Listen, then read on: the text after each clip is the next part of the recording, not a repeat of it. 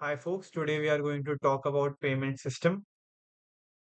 I'll start with an example. Let's say that there's a customer who wants to buy a course from Coursera. So it goes to Coursera. So this is the page of Coursera. Let's say the merchant here is Coursera. Now it will ask for the customer to enter payment details on the Stripe page. If you have watched the previous video, it will help. Let's say the merchant now gets all the details. So it will send the details to the acquirer bank. Here the acquirer bank is the bank with which the merchant is registered. So the merchant has a bank account in the acquirer bank.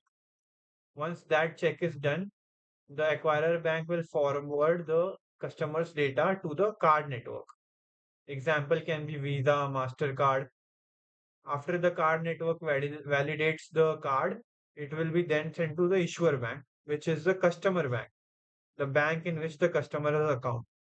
So if the issuer bank validates that yes, this much balance is there, then it will authorize and deduct the payment amount and then send all the response back as it came.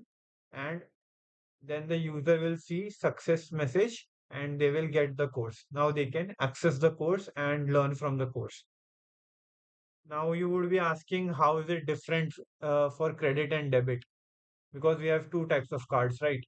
So the simple difference is that in debit card, there is a direct debit, which is direct deduction. Whereas in credit card, it's based on a borrow line.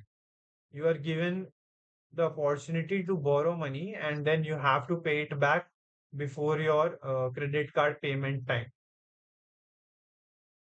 Now let's go to Stripe. What Stripe does here? So as you can see now, this is the Stripe page. Yeah. So, lots of people want to learn lots of different courses. So, let's say they are going on different pages on Coursera.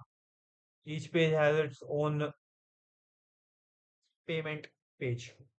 So, it becomes a lot of merchants, right? But let's say instead of multiple pages to simplify, let's say this is Supabase.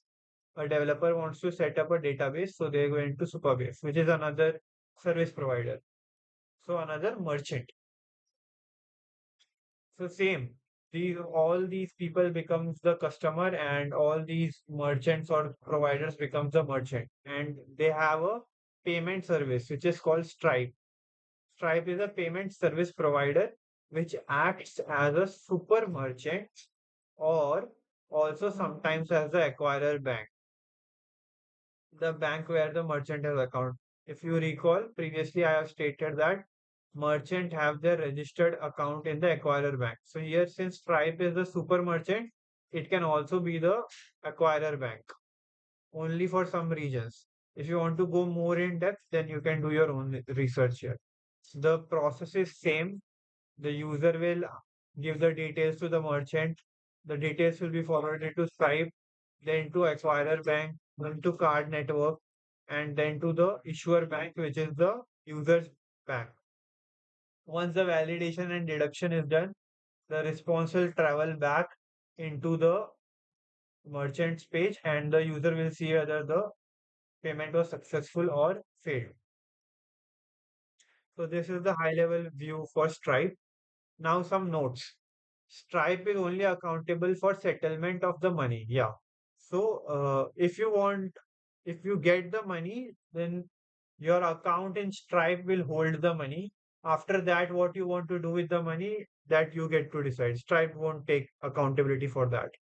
And why Stripe over PayPal? As we all might have heard that PayPal was the first to globalize payments online. So why Stripe still exists after it?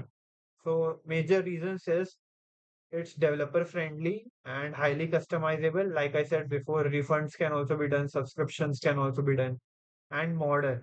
Modern in meaning it adapts with changes in the payment system. And one of the key solutions of using Stripe is that these merchants gets to focus on what they do best. For example, if we take Coursera, what their business is about learning courses that they provide. So they don't have to maintain their own payment system because that will be a cost to them, which they can outsource it to Stripe. Instead, they will focus on quality courses, which will increase their value in the market. So yeah, that's why Stripe is being used, and developers who have developed the Coursera side can easily integrate Stripe.